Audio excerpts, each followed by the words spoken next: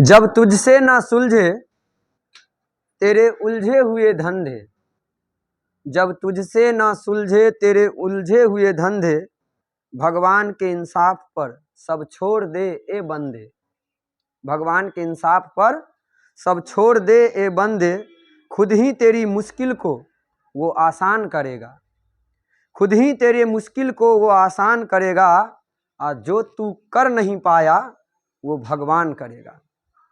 आज हम लोग सूरदास के कुछ वचनों को पढ़ेंगे और सूरदास के कहे हुए बातों पर, उनके मार्गों पर चलने का प्रयास करेंगे। और सूरदास को वात्सल्य प्रेम का, वात्सल्य रस का सम्राट कवि कहा जाता है, जिन्होंने सिर्फ और सिर्फ कृष्ण की भक्ति की। इस धरती पर यदि भगवान फेमस हुए हैं तो भक्त भी भगवान से कम नहीं हुए। या तो आप भगवान बनिए या भक्त बनिए। सूरदास जी कहते हैं कि जिस प्रकार समुद्र जो है नदियों से भरता है, फिर भी समुद्र का पानी जो है बिल्कुल खारा होता है, जिस प्रकार बोगले को भगवान ने, प्रकृति ने बड़ा सुंदर बनाया, बिल्कुल उजला सा बनाया, लेकिन गुण दिया कोयल को, ठीक उसी प्रकार से इस संसार में मूर्ख लोगों को कभी कभी उच्च पद मिल जाते हैं, ऊंचा ऊंचा पद मिल जाता है, और जो ज्ञानवान होते हैं, जो अच्छे इंसान होते हैं, उसको कोयल के तरह काला रखते हैं, अर्थात उसे कुछ नहीं मिल पाता। सूरदास जी के बारे में आइए हम लोग जानते हैं। इन्होंने एक पद लिखा, हमारे पाठ्य पुस्तक किताब में, 12वीं के बुक में, किताब में 2 पद हैं। एक पद का नाम है, एक पद सूरदास ने और एक पद तुलसीदास ने। आज हम जिस पद का अध्ययन करेंगे वो हमारा पद होगा सूरदास का।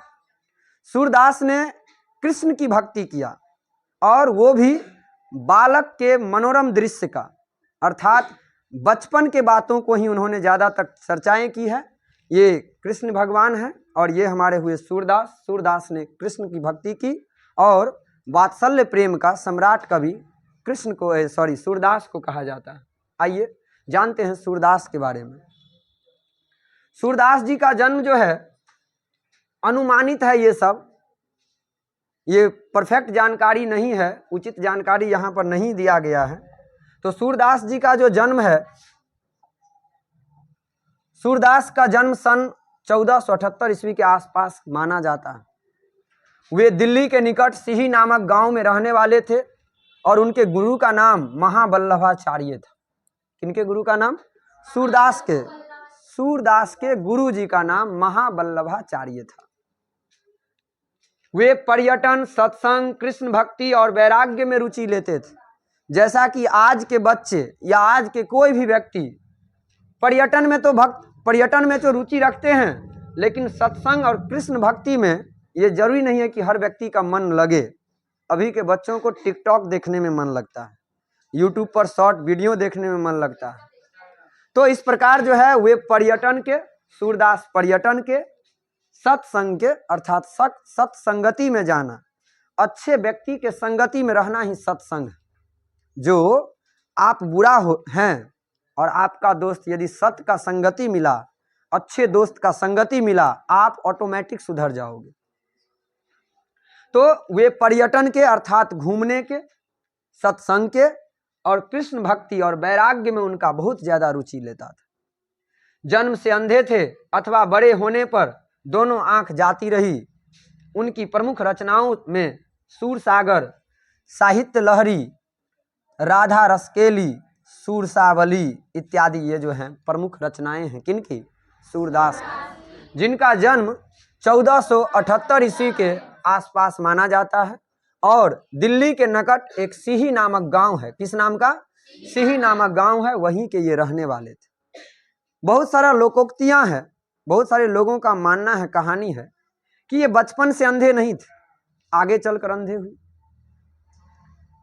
नदी किनारे एक सुंदर कन्या को देखकर उन पर मोहित हुआ, और जब उनके पीछे गए सूरदास जी तो वो लड़की ने उसको दुत्कारा, भला बुरा कहा।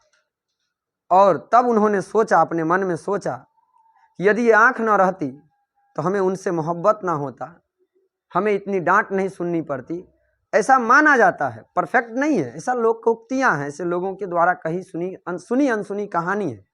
वहीं से एक बगुर का है वो या जो भी हो, एक कांटा लेते हैं दोनों हाथ में और अपने आंख में भोंक लेते हैं, ऐसी जानकारी मिलती है। ऐसी भी जानकारी मिलती है कि बचपन से ही क्या थे, अंधे थे। चलिए आगे है,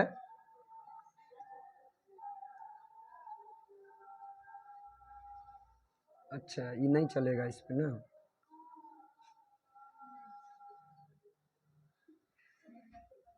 इनके प्रमुख रचना हो गया सूरसागर, साहित्य लहरी, राधा रसकेली, सूरसावली, ये सब इनके प्रमुख रचनाओं का संग्रह है, जिनके लेखक हो जाएंगे, जिनके रचनाकार हो जाएंगे कौन, सूरदास।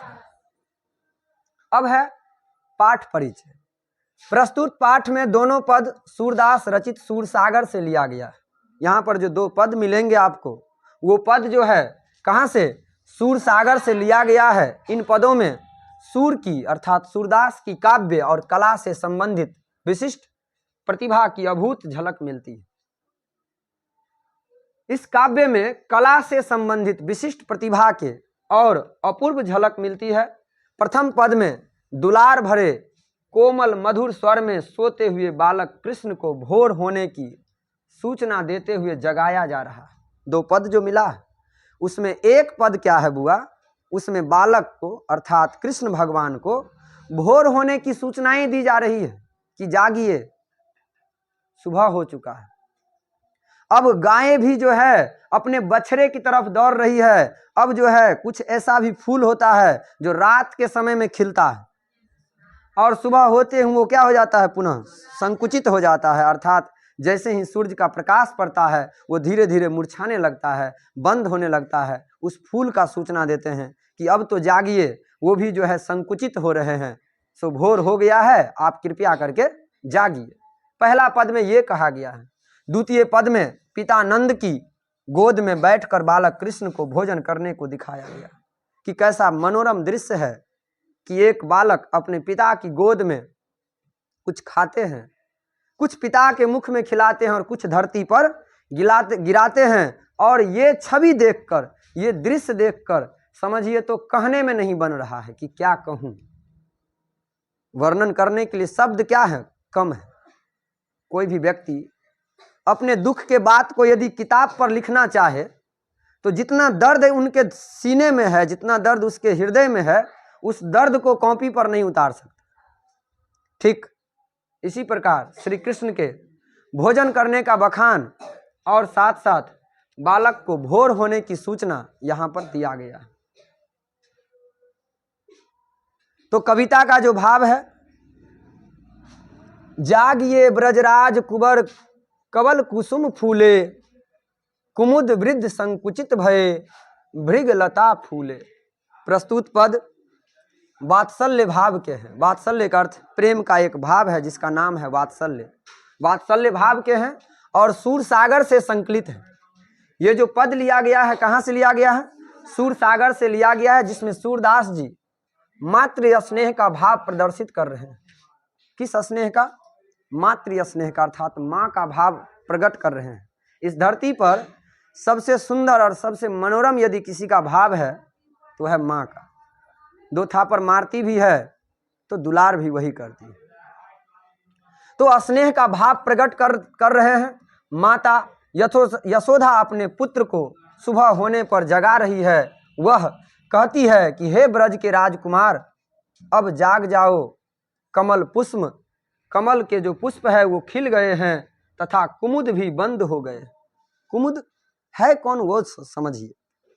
जब हमारे आसपास में छोटे छोटे जलाशय में, तालाबों में जब पानी भर जाता है तो एक भेंट देखे होइएगा, भेंट एकदम सुबह को जब जाइएगा ना पूरा खिला हुआ नजर आता है। वो रात के चांदनी रात में ही खिलता है। कुछ ऐसे फूल भी हैं जो रात के अंधेरे में ही वो खिलता है, सूर्य होते ही वो क्या हो जाता है, मूर्छित हो जाता है। तो उसकी माँ सूचना दे रहे हैं, ब्रज के राजकुमार, ब्रज के कृष्ण कन्हैया को सूचना दे रहे हैं कि अब जाग जाओ, कमल के पुष्प खिल चुके हैं और कुमुद क्या हो गए हैं, बंद हो गए हैं।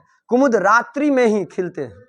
कुमुद का जो फूल है कब खिलता है, रात्रि में, क्योंकि इसका संबंध चंद्रमा से है, भ्रमर कमल कुसुम पर मंडराने लगे हैं। और वो जो कुमुद का जो फूल है उसका संबंध किससे है? चंद्रमा से है, इसलिए चंद्रमा के चांदनी में ही वो खिलता है और सूरज की रोशनी पड़ते ही वो क्या हो जाता है? बंद हो जाता है। और भ्रमर अर्थात भौरा जो है वो कमल के पुष्प पर क्या कर रहे हैं? मंडराने लगे हैं, जो सुबह होने की संकेत दे रहा है। सुबह होने पर ही ये सभी प्रक्रियाएं होती है। माता यशोदा कृष्ण को ये सब बात सूचनाएं देते हुए भगवान को क्या कर रहे हैं? जगाने का प्रयास कर रहे हैं। और इस बात का वर्णन कौन कर रहे हैं? सूरदास, जो कहां से लिया गया है? सूर सागर से संकलित है। अगला है, तमचुर खग रोग सुनह बोलत बनराई, राभतई गो खनकिन में बछरा हित धाई। वो कहती है कि हे ब्रज के राजकुमार, अब जाग जाओ, सवेरा होने को प्रतीक मुर्गे बांग देने लगे हैं। कुकरूकू देसी मुर्गा जो होता है ना, रात को पेड़ पर रहता है। हाँ, क्यों जानते हैं? उसको गीदड़ वगैरह से डर रहता है, इसलिए वो कहाँ चढ़ जाता है? पेड़ पर। और नेट 4 बजे ठीक टाइम टू टाइम वो बांग देने लगता है। इसका ये प्रतीत है कि सुबह हो चुका है और पक्षियों व चिड़ियों का कलवर प्रारंभ हो गया है। और अर्थात जैसे ही भोर होता है तो घड़ी देखने की जरूरत नहीं है, पक्षियां चहचहाने लगती। गौशाला में गाय बछड़ों के लिए रांभ रही है। गाय जो है इस बात का संकेत दे रही है कि अब हमारा बछड़ा हमारे पास आना चाहिए। वो रांभती है, क्यों? बछड़े के लिए। और यहाँ पर कवि कहते हैं कि इस धरती पर वात्सल्य प्रेम यदि कहीं पर है तो हर जगह प्रेम में स्वार्थ है। बाप बेटे का प्रेम में भी स्वार्थ है, माँ पुत्र में भी स्वार्थ है। इस उम्मीद से पालता है कि बूढ़ा होने पर हमारा ये सहारा बनेगा, एक गिलास पानी देगा। लेकिन एक गाय अपने बछड़े से कोई उम्मीद नहीं रखता है कि बुढ़ापा होने पर ये हमारा सहारा बनेगा। इसीलिए गाय और बछड़े को दुनिया का वात्सल्य प्रेम कहा गया है, सबसे सुंदर प्रेम कहा गया है, जहाँ पर किसी प्रकार का स्वार्थ नहीं है और प्रेम में स्वार्थ होना भी नहीं चाहिए। गौशालों में गाय जो है वो बछड़ों के लिए जो है रांभ रही है। और अगले पद में कहते हैं, विधु मलिन रवि प्रकाश गावत नर नारी, विधु मलिन रवि प्रकाश गावत नर नारी, सूर श्यान प्रातः उठे अंबुज कर धारी। चंद्रमा का प्रकाश मलिन हो गया है। जब सूर्य भगवान का उदय होता है, सूर्य का जब उदय होता है तो चंद्रमा की जो चांदनी रात है वो धीरे धीरे क्या हो जाता है? मलिन होने लगता है। तो कहते हैं चंद्रमा का प्रकाश मलिन हो गया है, अर्थात चांद छुप गया है तथा सूर्य निकल आया है। नर नारियां प्रातः कालीन गीत गा रहे हैं। अतः हे श्याम सुंदर, श्याम सुंदर किसको कहा गया है? कृष्ण को कहा गया है। माखन चोर किसको कहा गया है? कृष्ण को कहा गया है। हे श्याम सुंदर, अब तुम उठ जाओ। सूरदास कहते हैं कि यशोदा बड़ी मनुहार करके श्री गोपाल को जगा रही है। वे कहती है कि हे हाथों में कमल धारण करने वाले कृष्ण उठो। यानी हर एक तरह से जितना हो सके अपने प्यार दुलार भरे शब्दों में एक माँ अपने बच्चे को जगा रही है, जिसका वर्णन सूर सागर में किया गया है। वही सूर सागर से ये पद लिया गया है। ये पद, विधु मलिन रवि प्रकाश गावत नर नारी, सूर श्याम प्रातः उठो अबुझ कर धारी। प्रातः काल हो गए हैं, सुबह के गीत नर और नारी भी गा रहे हैं। हे गोपाल धारी, हे गोपाल अब जाग जाइए, अब आप जाग जाइए, ऐसा वर्णन करती है। दूसरा पद जो है ये पहला पद का भाव था, जिसमें कृष्ण को जागने के लिए भोर होने की सूचना देते हैं। दूसरा पद में है कि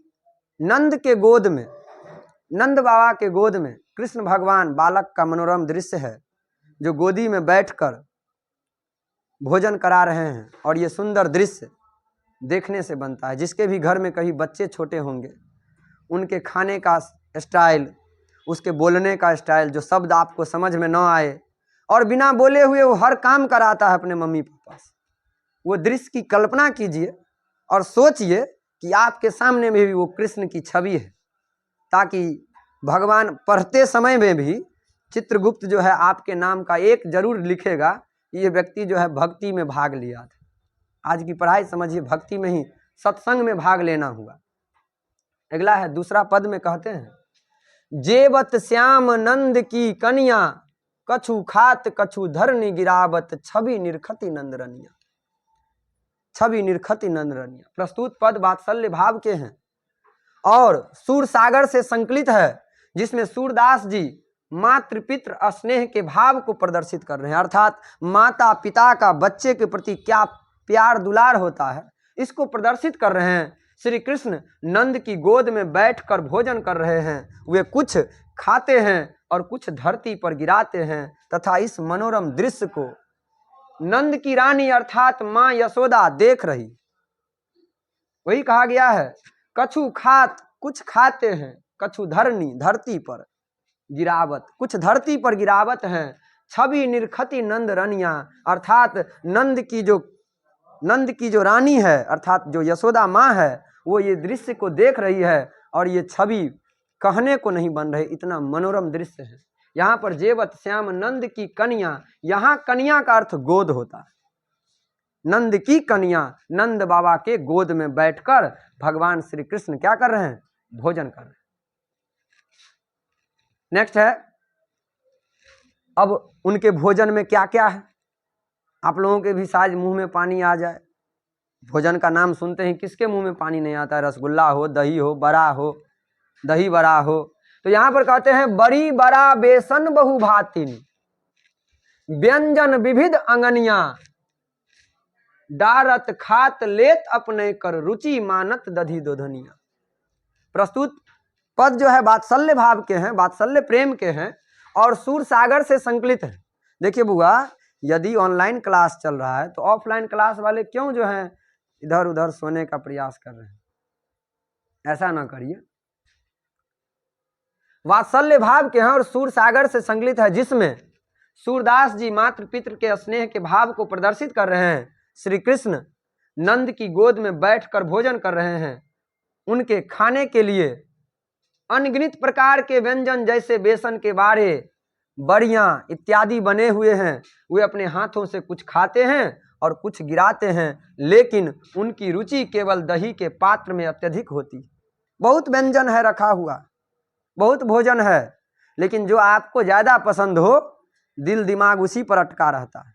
बहुत सारा है, ये बहुत सारे व्यंजन, अनगिनत व्यंजन उसके सामने में परोसा गया है कृष्ण भगवान के सामने में, लेकिन कृष्ण भगवान को सबसे ज्यादा माखन पसंद है, दही पसंद है। उनका निगाह कहाँ टिका हुआ है? वही माखन मिश्री पर, वही दही पर जो है उनका नजर टिका हुआ है।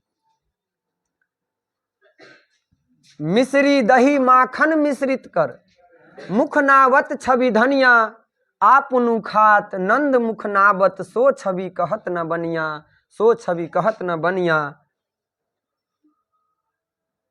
जेवत श्याम नंद की कन्या। देखिए, मिश्री दही माखन मिश्रित करी, मुख नावत छवि धनिया, आपुन खात नंद मुख नावत, अपने भी खाते हैं और नंद बाबा के मुख में भी खिलाते हैं। सो छवि कहत न बनिया। छोटे से बच्चे को, छोटा सा बच्चा ही नन्हा गोपाल होता है, भगवान का रूप होता है। हमारे गांव में एक आदमी हुआ करते थे, जो भी बच्चा को देखते थे ना उसको पैर पकड़ कर प्रणाम करते थे। लोग उनको कहता था, अरे कैसा आदमी है, बच्चे का पैर छूता है। कहा, यदि इस धरती पर यदि भगवान का सच्चा रूप यदि कहीं है तो वह बालक, जिसमें छल कपट नहीं रहता। एक छोटे सा बच्चा, चाहे बकरी का हो या आदमी का हो या कुत्ता का बच्चा, सब बड़ा प्यारा लगता है। चाहे गाय का बच्चा हो, बछड़ा, सब प्यारा लगता है। क्यों? क्योंकि उसके अंदर छल कपट नहीं है। भगवान का सच्चा दर्शन समझिए तो एक बालक के चेहरे पर होता है। ऐसा ही दृश्य यहाँ पर नजर आता है।